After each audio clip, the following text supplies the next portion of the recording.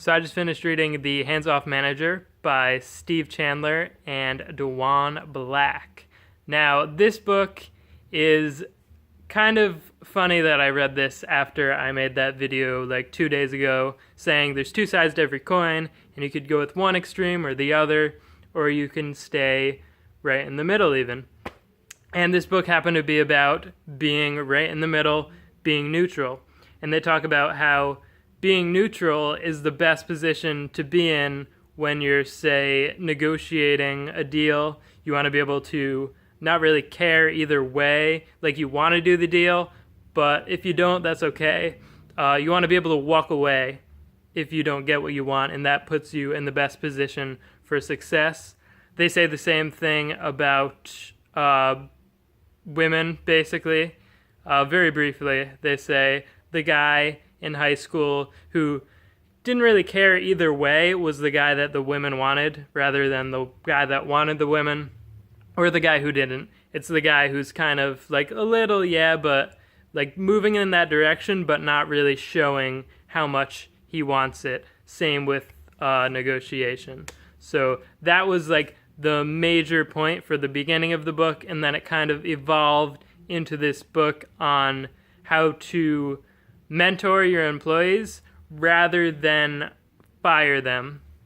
So it talks about all different people at different businesses and how they weren't performing because of the person's preconceived notions of like, oh, he's bad at this, he's lazy, whatever.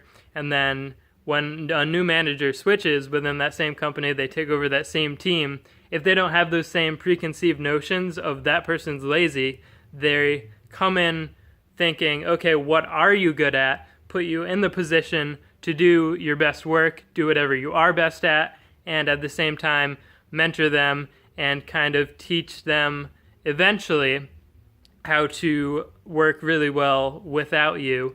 And you can basically step away and kind of do nothing as a manager. That's like the ultimate level. But you should still kind of check in every once in a while. And you want to make people into people who can manage other people. That's a lot of peoples, but you get the idea.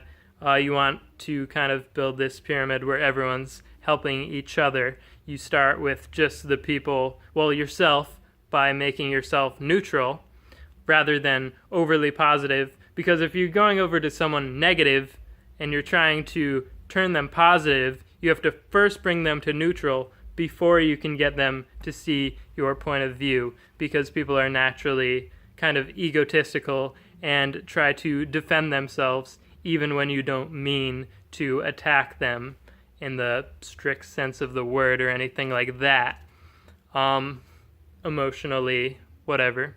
So basically, you build this system where you train the people under you, and they will eventually train everyone under them, and you will not be needed as a leader at the very top level.